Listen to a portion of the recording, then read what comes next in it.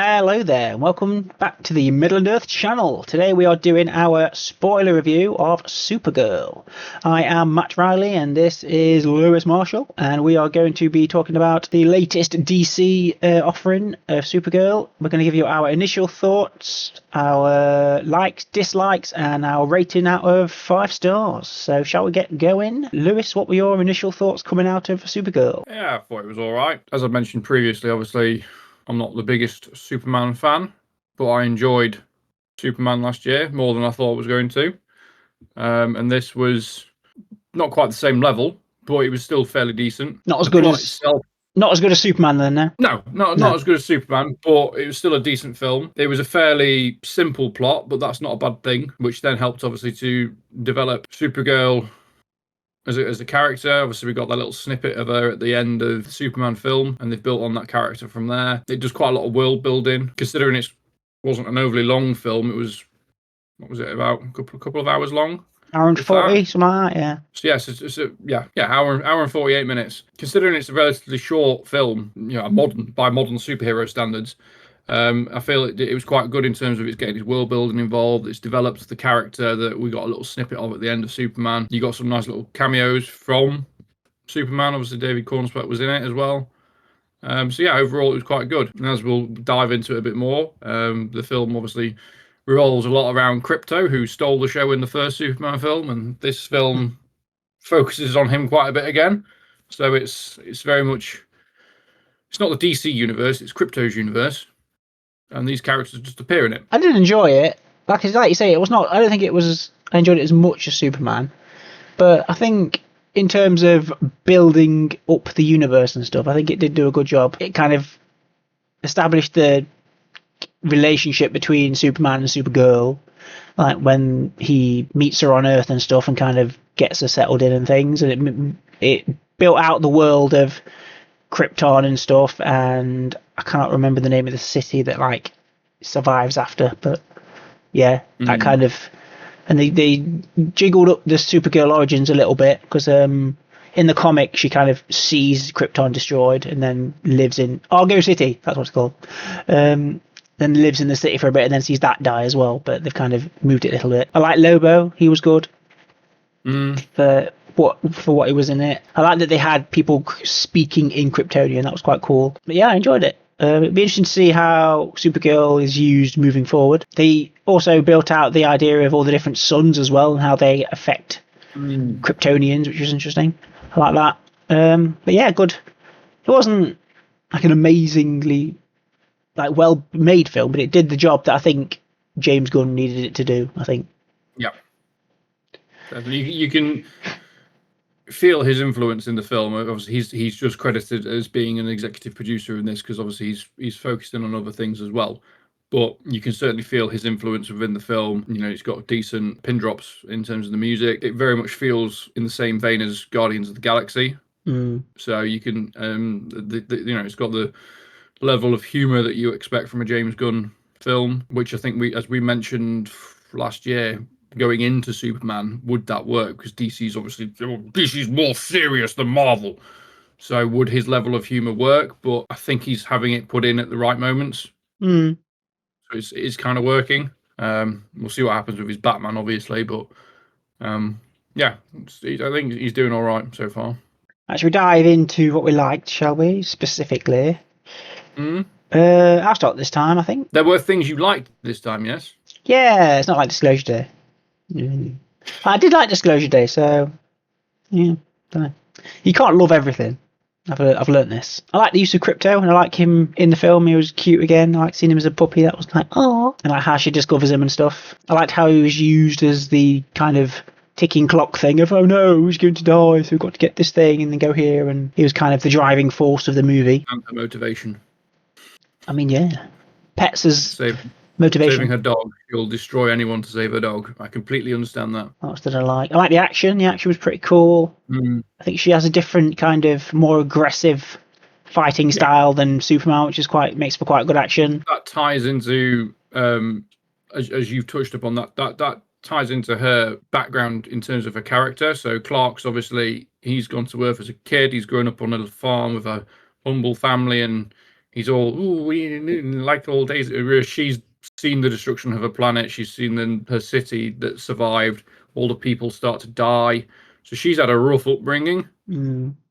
So that's definitely there to see between the two characters, that he's going to be the positive one out of the two of them, always looking for the good in the situations and things like that, whereas she sees pretty much everything as black and white. So that would be quite an interesting dynamic, really, in like future films and probably the Justice League. Yeah, definitely. I think because she'll probably be more on the side of other characters, like Batman and like I don't know, like Green Lanterns maybe, that are a bit more pessimistic, whereas he's going to be like, we can do this, and they'll be like, I don't know, but like there'll be a bit more, maybe take more of the drastic measures where he want to do the most positive thing, you know what I mean? So that'd make for interesting viewing. That could play into it later down the line, and then if they go down the route of maybe if Superman does take a turn and starts being a bit more like Supergirl, maybe they'll do a flip type thing, because there's always a storyline at some point where you get an evil Superman, isn't there? So yeah, true. If they were to eventually do something like that, then she's then got to sort of step up to be the one that will maybe try and bring him back to the light type thing. Cool. You might see that swap in character. I do like that you kind of see the seeds of that planted in this film as well, don't you? Like, because she starts off kind of alone and not really giving a crap about anybody, and then she like kind of learns to fight for something, and like that Earth could be like a new home and stuff. I quite like that. What did you think of her side character, Ruthie, the little girl also out for vengeance? She's all right. I mean, I feel like from what I've heard, she's better in the comic than she is in the film. Right. It's like she doesn't really do much, does she? Really? I suppose that's again, her character is there as a developmental plot device for Kara, because she sees that Ruthie's straight away out for vengeance. She's out for blood. She wants to kill the people that killed the family. And you get that sort of little thing throughout the whole film that she doesn't want Ruthie to turn into her. Yeah, I suppose that's probably what she's having that's then helping her develop as a character towards the end of the film, and then obviously, like you say, she then gets to the point where she's like, maybe Earth is the best place for me. It could be a home, it could be somewhere she can protect type thing. So I'll be honest, I'm not knocking the actress that played her, but I thought Ruthie was a bit of an annoying character. Yeah, but I understand why she was in the film and why they're like that, because she's the one that's obviously going to lead Kara to be the superhero that she needs to be. So I like the music. Yeah. The music was very different to Superman's music, which was good. I like that they didn't just do like a super girly version of Superman's theme. Essentially, they did like a whole new sound, which was good. I like that. Who did the music? Pass. Quick look. Don't know. I've got IMDb up now. I'm just having a quick look. Claudia Psalm. Never heard of her. Interesting. Is the composer. It was good though. I think, again, I enjoyed the soundtrack, and I thought the needle drops that they had in it were good. The choice of music that they used helped sort of establish Supergirl as a character as well, didn't it? I suppose, yeah, the kind of songs that they used, kind of Guardians style, I suppose. Did you like the action in it? Yeah. What about Lobo? Do you like Lobo? Yeah, he was all right. I don't know much about him as a character, so I thought obviously Jason Momoa played him fairly well, but I don't know much about the character as a whole. Do you think it was worth him being put in the film more because they filmed extra scenes with him, or could you have done with less? I think you probably could have gone through the film without him being in it at all. Yeah, true. Personally, I don't think his character does much to push the plot along. He's there obviously to establish him as a character, because I imagine he's going to be brought back. He might even get his own film. So they're just sort of they've done with Lobo what they did with Supergirl and Superman. They've had him in there, introduced him presumably for future projects. They just obviously gave him a lot more screen time than what they gave Millie in the Superman film. Because he's a bigger name. You're hiring Jason Momoa to play a character. You can't just have him turn up for a 30-second cameo at the end of the film. He's probably going to want some extra scenes. Yeah, I think apparently they added the character to the story because he's not in Woman of Tomorrow. to like bring in more male audiences apparently. But don't know. Don't know But how. I could see the role that he plays in the film could probably have just been filled by. They could have just created some random bounty hunter character and stuck him in there, and that would have done the same role. But because they've got Jason Momoa signed on to play this character, they've like you said, they've sort of shoehorned him in, whether it is to bring in more male audience because it's a female-led film. Which, if that's the case, then and this will be me knocking James Gunn now. If that's the case, they've brought him in because he's worried about them not getting a big enough male audience. Then it sounds like they don't have enough faith in the character of Supergirl as it is. Then, yeah, true. I mean, which is a shame because I thought, like I say, Millie Alcott played her really well. They developed the character quite well through the film. Surely she's got a decent following out there from the comic books anyway. So you've got to trust that following is going to come to the cinema to see the film. Yeah, I mean, I think box office wise, it's not done incredibly well, but Okay. I don't know where that leaves DC in terms of plans for the character. But I'm guessing James Gunn will have already planned that out. So we shall see. We've got plenty more coming from DC this year, I suppose, haven't we? We've got Lanterns coming out.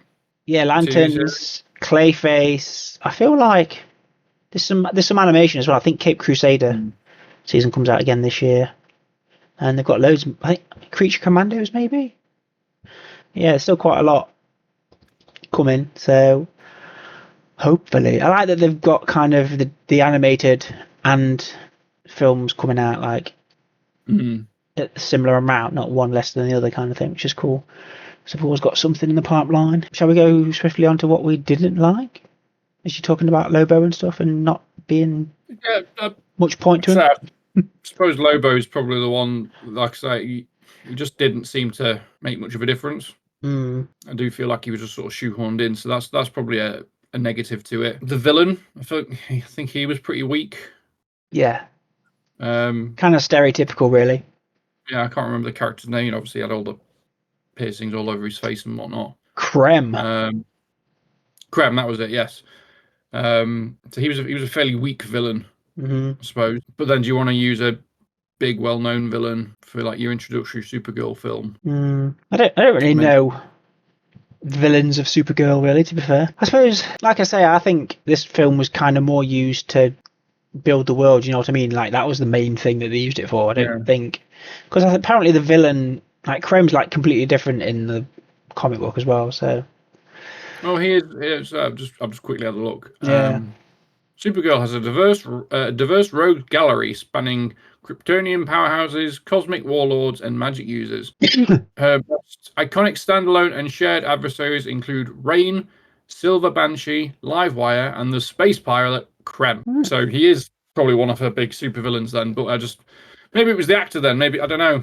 He just felt like a poor choice. Mustache twirly. Yeah, but if he's in one of like the top 4 of her rogue galleries, then maybe he's like the 4th ranking one. Maybe. Perhaps Rain, Silver Banshee, or Livewire are a bit more top tier for her, perhaps. So we'll see. Yeah, I do think the villain was a bit. Meh. I didn't think of anything else. Would you say it was a bit? The length of the film was a bit short, or would you think that was a good thing? I think, like I say, by modern superhero film standards, it probably was a bit short. Under 2 hours. We're used to them now being 2 hours plus. Maybe that did have an effect on the plot, perhaps. Because maybe a longer film would have got more detail and things would have made a bit more sense. Maybe. Quite possibly. I mean, like we both said earlier in the video, even though it is a shorter film, the plot itself does quite well to establish the world building side of things and develop the character. So I suppose if they were going to extend the length of the film, then they'd be cramming a bit more in. Would that then have a knock-on effect? I mean, you could learn more about the villain and potentially people like Ruthie and stuff, maybe, and made them a bit more better than they were. Possibly, yeah. Maybe if they hadn't dedicated as much time to Lobo, they could have used that time to develop those 2 characters a bit more as well. Yeah, true. Because there was a lot of him just wandering around, smoking his giant, never-ending cigar and riding around on his giant bike and whatnot. So looking metal in his bike and stuff. Yeah. But I think from the sounds of it, and I'll keep comparing it to the graphic novel, but like even the color palette of the film kind of seems to be not as vibrant as the graphic novel as well. So it's a bit weird, really. It was very, very kind of Guardians-y as well, wasn't it? Have you got the graphic novel World of Tomorrow? I've not got it, Woman of but Tomorrow, I'm sorry. not got it, but I've heard a lot about it and seen images and stuff. I'm just looking at some of the pictures of it on Google. Yeah, I can see what you mean. It is very, very colourful by the looks of it. So maybe they did tone it down a bit in terms of the colour palette. Whereas, funnily, Superman was really bright, wasn't it? So, well, maybe that's because, like you say, this was obviously set in space. There were quite a lot of scenes that were set in outer space, and then some of the planets were a bit dark and dank. So maybe that's why the colour palette isn't as bright as what it looks to be in the actual comic itself, the graphic novel. Oh, I liked the amount of aliens were in it. Lots of practical aliens. That was good. Yeah, all with their own, and they didn't all the time speak the common tongue, as it was referred to in English. They all had their own sort of languages and things as well, and they established that Kara knew some of these languages as well. So that was good. Yeah, very, very Guardians, as we've said in that respect. But yeah, I think Millie Alcock was definitely the standout of the film. I think, like actors wise, and the dog, very well acted dog. But yeah, it's all about crypto. But yeah, I don't know. It kind of. I think if we had to do it, give it a 5-star rating, I think it'd be like I don't know, 2.5 maybe. Yeah, I'd probably say 2.5, 3 at the very top. It was enjoyable, but definitely wasn't beating Superman. Which was but again, I go back to, I'm not a Superman fan, and the fact that I enjoyed that film says how good it is, in my opinion. Because I'm just not a fan of Superman. I think in terms of a different flavour, like this was good. Like it shows that they're not all going to be the same. It was okay. Nothing wowing in it, I suppose. I do kind of see where people might have issues with it, I think. Yeah. But no, in terms of Millie Alcock, I think it was all good. I don't see what the problem is, to be fair. I know there's been a lot of criticism on her specifically, but I don't really know why. Is it because she's still quite early into her career? Yeah, maybe. She's not as big of a name. I know she was in the first half of season 1 of House of the Dragon, before they did the time jump and they obviously recast the character. Has she done much else? Could it be that maybe they just don't think that she's a big enough actress for the character, perhaps? I mean, I think with comic book adaptations, like people always have issues with the casting, don't they? Like there's always going to be there's going to be one side that likes and one side that has an issue with it, so you can't really win. Yeah, I think the character itself will be fine, but I don't think we need any more Supergirl films, personally. You think she'll be jumping in as additional character in like Superman films, and there in Justice League, but she won't get any further stories herself on her own? I don't think so. I mean, I'm not like overly versed in Supergirl comics, obviously, but I don't know loads of Supergirl stories that are in popular culture, you know what I mean, where there's quite a few things that people know about Batman and Spider-Man and Superman and things in there, so no one goes, oh yeah, I remember that great Supergirl run, apart from Woman of Tomorrow, and they've pretty much done their adaptation of it, so I can't think of anything else they would do with the character on her own, you know what I mean? So fair enough. But yeah, I think Crypto and Supergirl will be around in the DC universe as long as it's lasting, I think, so that'll be pretty cool. But yeah, if you would like to see some good DC world building, then I think you should check this film out. If you're looking for a thorough, accurate adaptation of Woman of Tomorrow, maybe give it a miss, because from what I can tell, it's not the best. But yeah, that's been our full review. I don't know if you've got anything else to add, Lewis? No, all good. No? Okie dokie. I'm hoping, I don't know how I'm going to see it or who I'm going to see it with yet, but I really want to check out Evil Dead Burn, because that looks awesome. And I know I'm going to be seeing Odyssey and Spider-Man at some point. I don't know who with, but I'm sure Lewis will be checking out Spider-Man. No, I want to watch the Odyssey as well. That's next weekend, isn't it? So we'll have to try and figure out a day. But yeah, it might revolve around this, depending on what we're playing. Oh, Odyssey comes out on the 17th. That's kind of in between, is it? That's the Friday, isn't it? Yes. So might be alright. Yeah, depending on how Wednesday goes, England will be playing either the Saturday or the Sunday. So. Okay. We'll see. Right, but yeah, that's it for now. Well, there'll be some more stuff coming on Middle Earth channel soon. I'm trying to mess about with the colour schemes of things as well and make it look a bit more fancy. So things will be swapping around every now and again. I need to try and get JJ on some design work as well, I think, to be fair. It's been a while since we've had anything from him. So anyway. Him on video. I know. I want to try and get him on Evil Dead Burn. He said he wants to go see Evil Dead Burn, so I want to try and grab him for that. But it's just pinning everybody down for a day. So anyway, we'll see you soon. Bye for now. Ciao.